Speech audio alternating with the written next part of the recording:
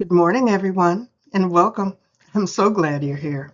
My name is Dr. Donna Smith Bellinger, and I am a fractional sales manager, sales culture strategist, leadership development expert. Today, I'm going to share with you the framework that I wish someone had handed me when I first started building teams. Before we get into it, take a moment and make sure you're comfortable. Grab your coffee, open a notepad.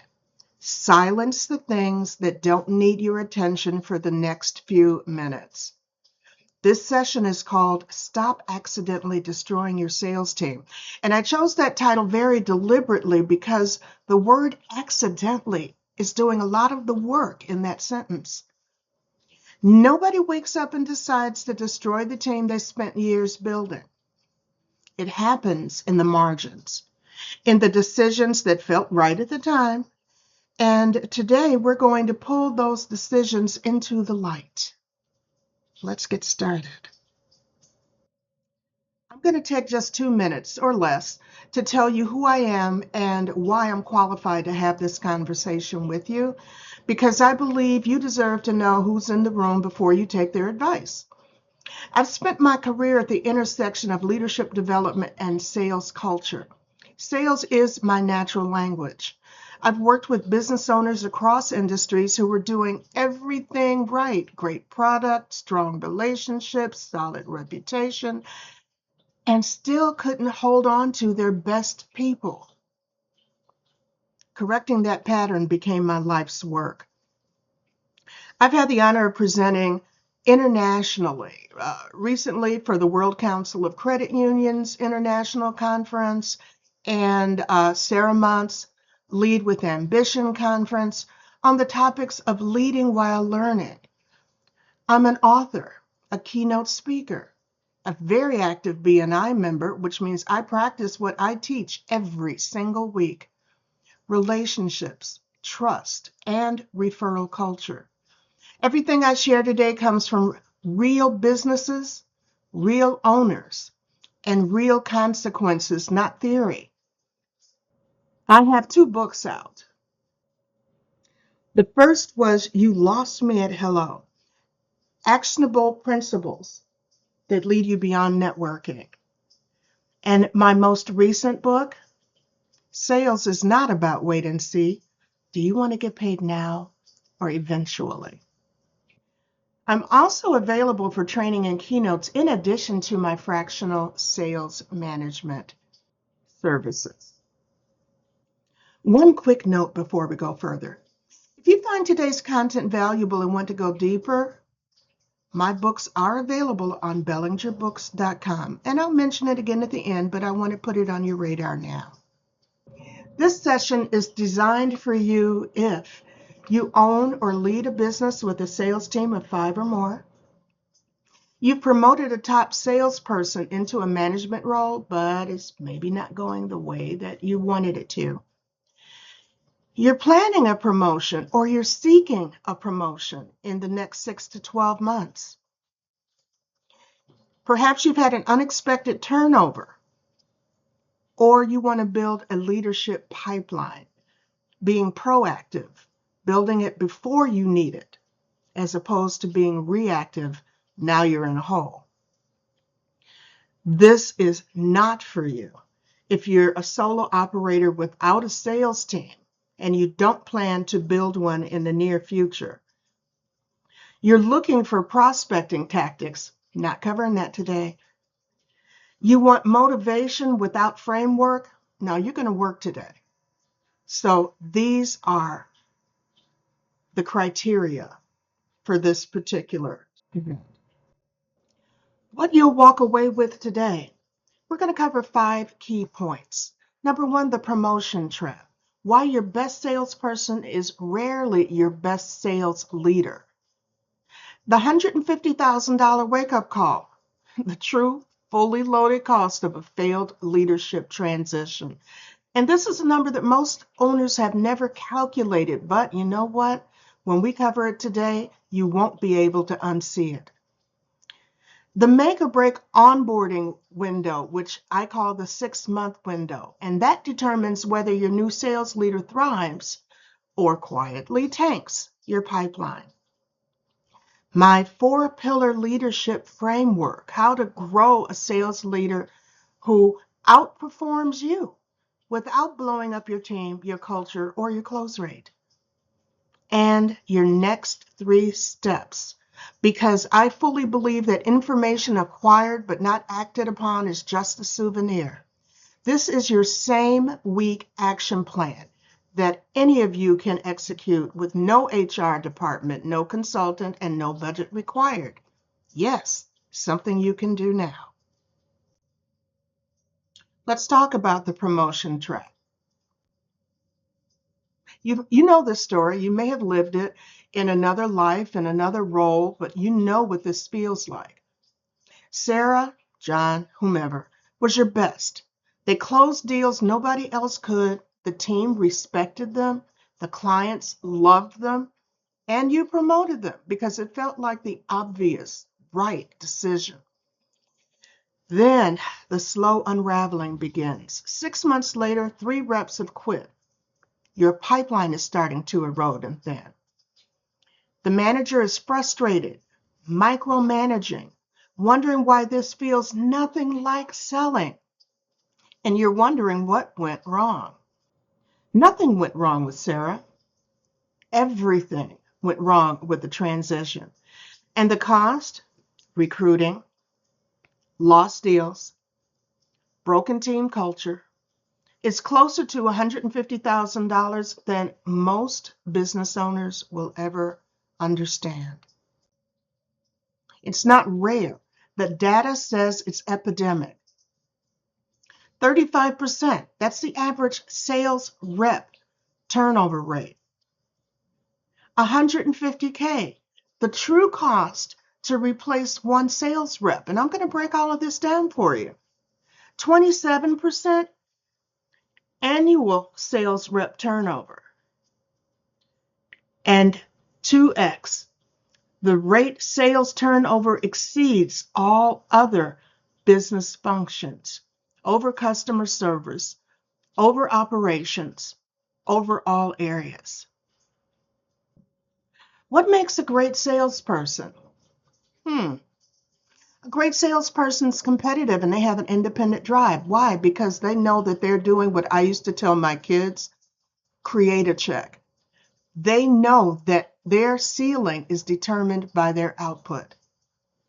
It's a person who's motivated by personal wins and, of course, commission.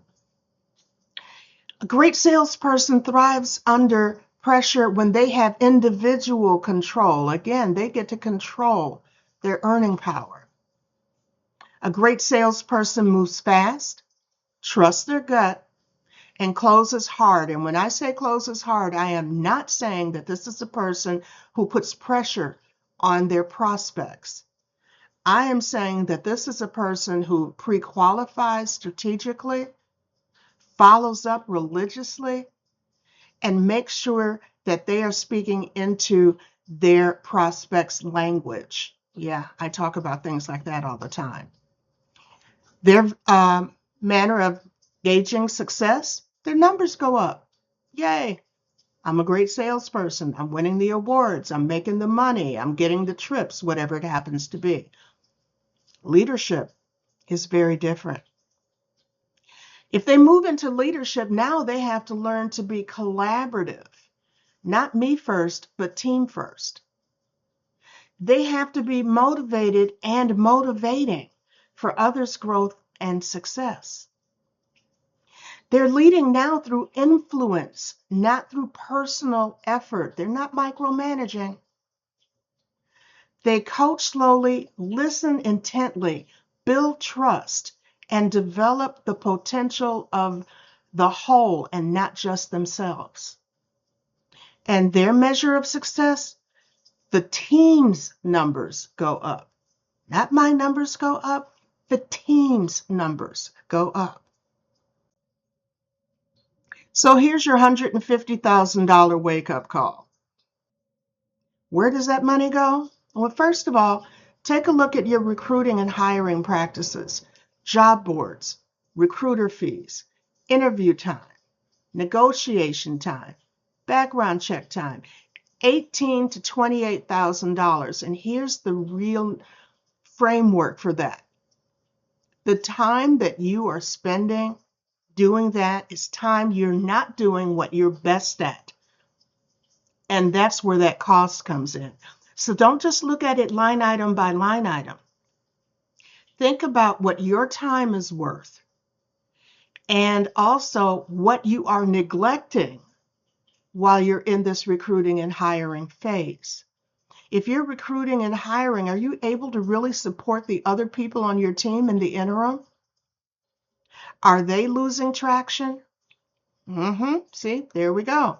Training and ramp up. It takes 90 days to get a person trained in your features and benefits, in your culture, and finding out if this was actually the right hire for you. Another 25 to 40K. And again, the manager time invested. Lost pipeline revenue. Again, deals in flight, key accounts uncovered, delayed closings, pipeline erosion.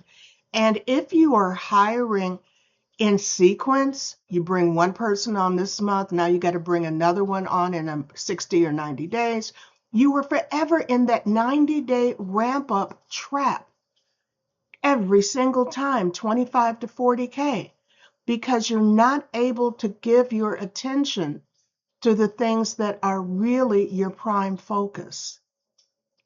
And of course, team morale and that ripple effect. One departure often triggers one or more departures in 6 months. What does that look like? Think about it. You've seen it before, even before you assumed your current role. When one person departs, they don't just decide one day, oh, I'm leaving. No, they have spent time talking around the water cooler, talking about the things that they don't like, the things that they see wrong, the reasons they're thinking about leaving, and they begin to poison the well. That's why it often triggers more departures within 6 months. So what does that cost you? Well, first of all, $15,000 to $30,000. Plus, now you're going to go right back into that training and ramp up stage. That training and ramp up stage that costs you $25,000 to $40,000. This is a gerbil wheel.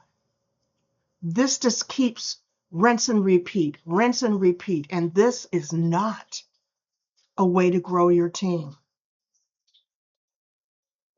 So let's talk about that 6-month window, because of all of the sections we're covering today, this one might be the most immediately actionable, because this is about a specific period of time that you can plan for. And it is the single most neglected period in any leadership transition. Get ready to take copious notes on this. What happens when no one is watching? The first month, there's excitement, right? New leader, eager. Here I am. I'm going to help you all become bigger, better, faster, stronger. And then in month 2, confusion. Because without a transition plan and the requisite support, they managed the way that they sold, alone and hard. But everybody on the team may not sell the way that they sold.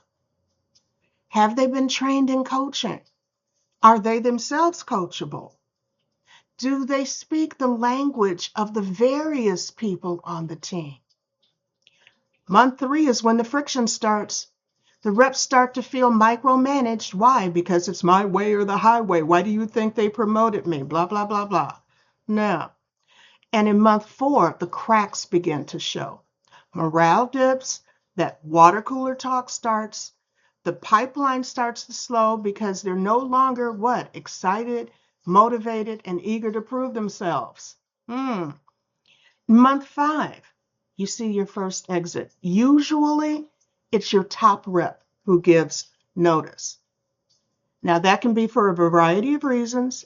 It could be perhaps they feel they deserved the promotion or the new assignment, or it could be that there is a conflict between personalities, but for whatever reason, your top rep leaves. Okay, now you're back in that 90-day training, recruiting, all of that other stuff, right?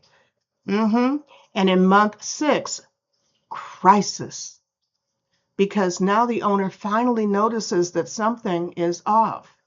You can't give the blue sky on, well, this person this, that person that. It's like, how are you leading? What is going on that people who have been with us for years are now leaving us? The support gap is widest in months 1 through 6.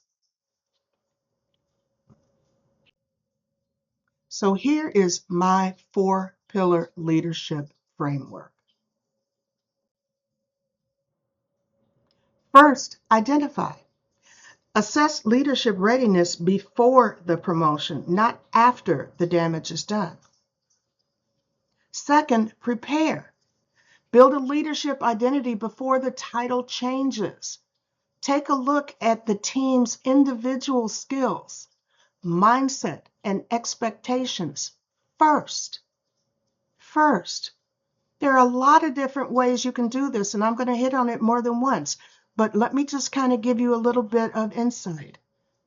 Begin to rotate responsibilities within your team. Let them manage different portions of various projects, various relationships. See how they interface with the rest of the team. Rotate it. One of the groups that I managed, one of my former sales teams, I would do a 30-day rotation. And here's what I would do.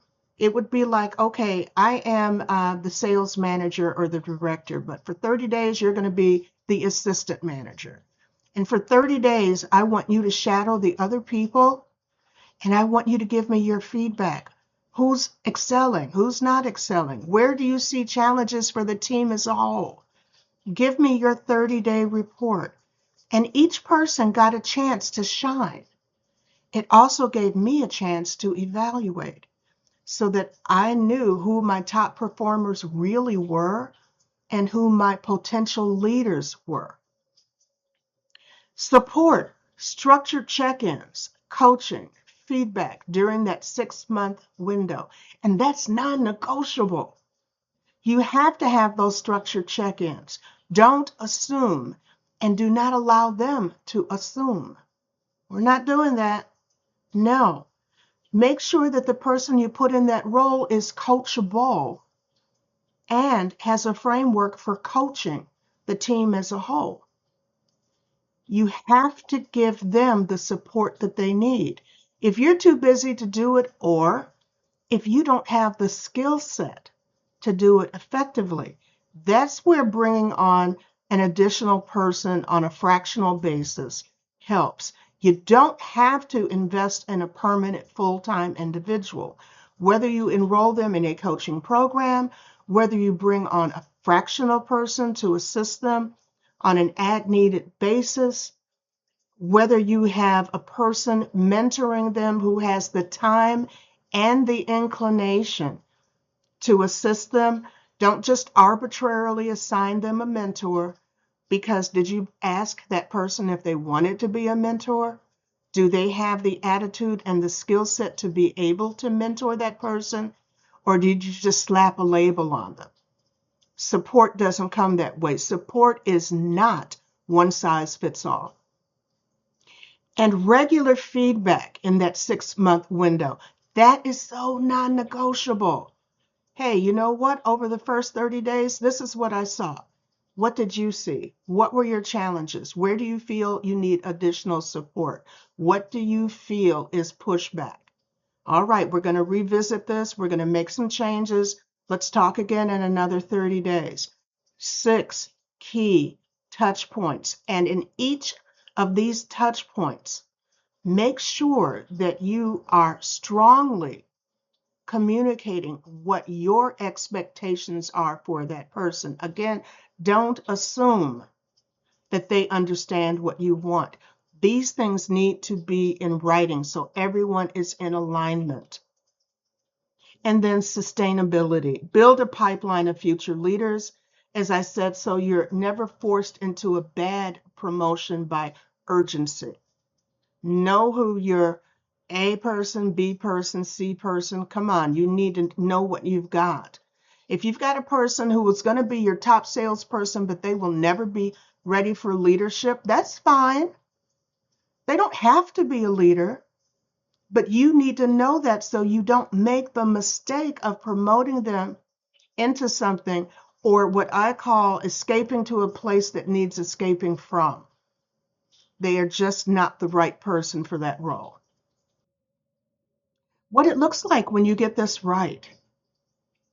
Your promoted leader gains a leadership identity, not just a title. You don't want a person who's just after the title and the paycheck and they begin to drink the Kool-Aid and think they're all that. Next, your pipeline stays intact through the transition and grows. You build a leadership bench ready when you need it. Okay, your A person, B person, C person. Your remaining reps feel that they are supported, not abandoned, and definitely not overmanaged, not micromanaged, not lorded over, not made to feel less than because your hire or your promotion drank the Kool-Aid and they're owning the title and not the responsibilities. When you get this right, you stop losing top performers to competitors with better cultures. You don't want that to happen. And when you get this right, the team that you spent years building actually stays together. There was one role that I held where I was managing an all-male sales team in, well, I'll just be very frank. I'm from Chicago. I wound up in Wichita, Kansas. Yeah, culture shock. But as I worked with that team, grew that team, gave them the leadership and the support that they needed, told them, look, you were hired to do this. Let's review your job description. Terrific. Anything that is stopping you from meeting those objectives, you give them to me. That is my problem. I want you to stay in your lane and do what you need to do. When I got voluntold for a variety of crazy things going on in the industry to leave, my team threatened to quit because that's the culture that we had built. We were that tight. They had support they had never experienced in any role they had previously held. That is the type of culture you want to build within your sales team. The team that you spent years building stays together. And yes, they all stayed together. They did not quit. If you want to find out how that went, when we have a one-to-one conversation, I'll share the ending of that story. It's really kind of cool. 26% of sales leaders who stayed over 2 years cited great management. And 15% of those who left cited poor management.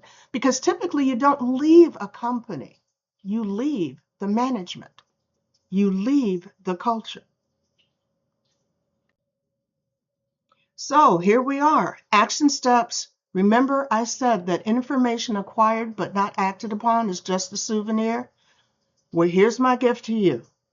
A same-week action plan that you can begin to execute without an HR department, without a consultant, without a budget. Number one, audit your promotions. Write down every promotion in the last 3 years, either for your team or for yourself. And consider, for each one, was there preparation before the title changed? And how did that affect the success of the title change? Were there structured check-ins in the first 6 months? If there weren't, you found the gap. You found your gap. Step 2, identify your next leader now, not when you need them, but before they're promoted. Start building their leadership identity today. Again, mentor a junior rep. Involve them in hiring decision. Have your team rotate running a team meeting. That is a great insight. Sit back and watch them function as a unit. The promotion should confirm a leader. You're not trying to create one from scratch. Please do not promote emotionally. I tell my clients regularly, you already know how to make friends. This is about building a business, scaling your revenue. This is not about friendship. Step 3, let's have a conversation. If you have a team of 5 or more and at least one leadership transition on the horizon, or you have a team that is stalled, even if they're less than 5, a 30-minute phone call can save you over $150,000 and over 18 months of instability. No pitch on my part, just clarity and a clear path forward. If you're ready to stop that pattern, have a call with me. On the call, we'll take a candid look at your leadership gap right now. We can discuss a framework for your next promotion. And again, I'm not pitching, I'm just going to give you clarity. This is what I do. And remember that great leaders are not promoted, they are built. So I want you to know that I do not record on my live sessions the questions and the discussion because I want all of my attendees to share fully. And so what I will say is this. If you're watching this recording, I want you to email your questions to Donna at dsbconsultingllc.net. Donna at dsbconsultingllc.net. And I will respond to you. And just in the subject line, just put questions. And I will give you a very quick response.